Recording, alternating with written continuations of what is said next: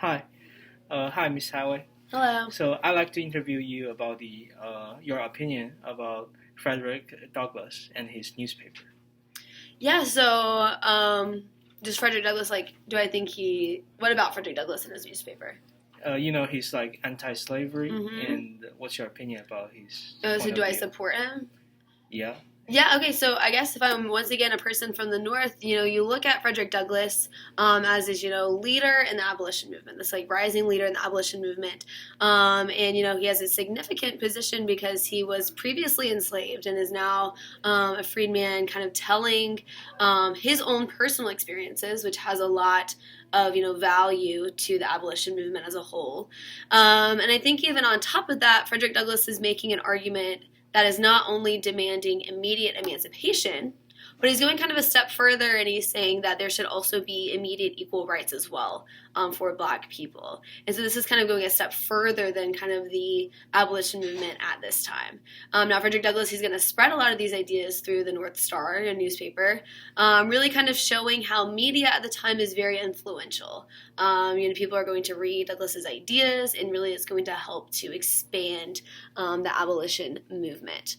I think what's also significant about Douglass is that he is going to form an alliance, with the white abolitionists, led particularly by William Lloyd Garrison, and kind of create this multi-racial coalition that's really going to kind of further the movement.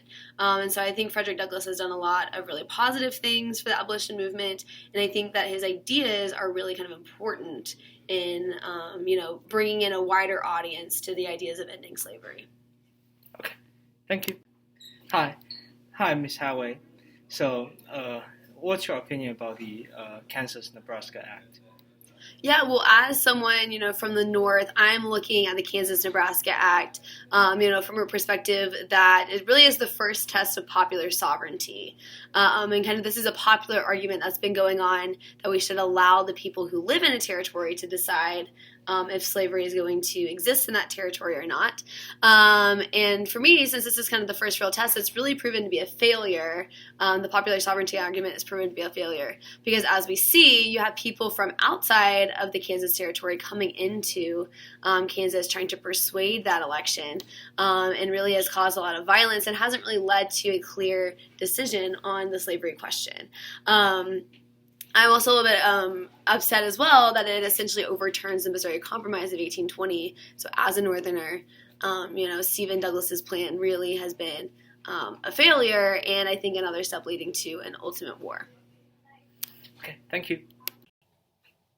Hi, everyone. So tonight we have a special guest who is going to talk about his opinion about the Nat Turner Rebellion. Well, as a poor slave, I really respect his courage to do so because in recent years we have been growing much more cotton than we did before. So, and there are also a lot of new friends coming into plantations.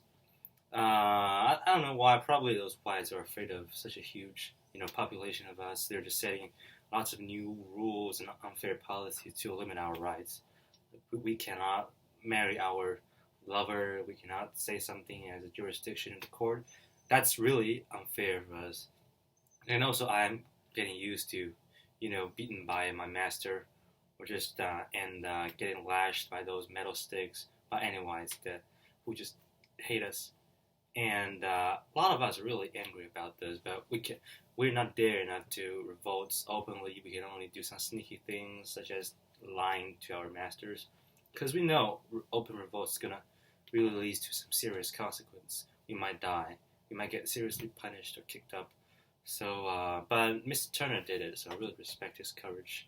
And yeah. Okay, thank you very much, Mr. Wang.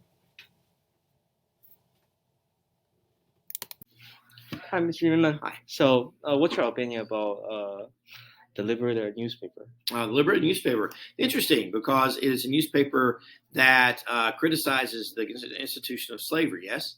And so as like a white American during this period of time, I think that it says some good things about how people are people. And, the question is, can you own someone else?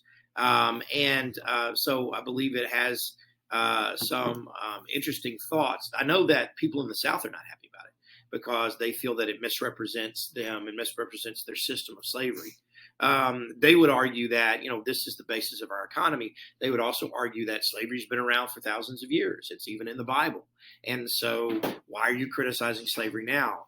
So there are certain elements of American society who don't understand why the liberator is so angry and pushing against the idea of slavery. But there are other elements that see it as immoral, right? There are some really bad things that go on those plantations that the white Southerners don't want you to know about. And I think the liberator does a good job of pointing those things out. Maybe it can even do more, right? Maybe it can be more radical in showing the truth of what's going on in the South and those plantations to the Africans that have been brought over as slaves. So the liberator is like kind of extreme, like the standpoint he has is like, the slavery is so bad that we will always fight against it. We'll never escape from it. Yeah, we have to abolish it. So do you think that extreme opinion will make detention more? It's hard to see it working, because if you have an opinion that disagrees with another person's opinion and there's no compromise, right? And the liberator is not a compromising paper. Yes. It just wants to end slavery completely. The South is never going to agree to that. The South's never going to agree just to end slavery. And so what I'm asking as a white American living during this period of time is saying, well, how is it going to end? As the popularity of the liberator grows, and as more people believe what the liberator says about just getting rid of slavery, and then you have the South, who is never going to get rid of slavery, how does it end? What's going to be the result of that? And that worries me as an American during this period of time. Yeah. Thank you, sir. Sure. Hi, Mr. Eman. What's your opinion about Missouri Compromise?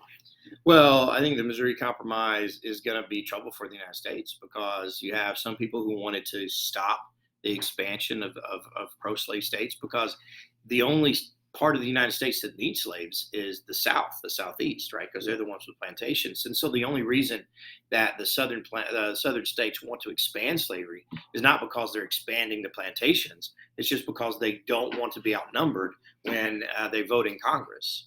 And what the southern states need to do is realize that not everybody wants slaves or needs slaves. And so Missouri doesn't need to be a pro-slave state, and neither does any of the other territories out there that are going to become states, because they're not going to have plantations. And so I think the South is paranoid and scared that they're going to be a minority in Congress, and that other states are going to vote down their policies, especially policies that are pro-slavery, and they're trying to push their agenda on us, which are people who don't have slaves and don't believe in slavery.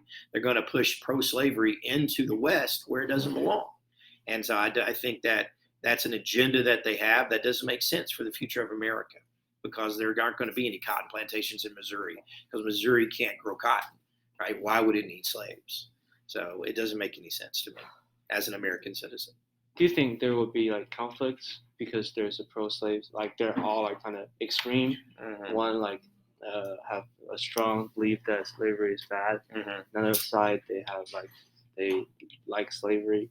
Yeah, I hope not. But I think that tensions are building so fast that I could see in the future people fighting over the issue, but I hope that it doesn't come to that. But I don't see any other solution. People aren't sitting down and talking about this in a reasonable way.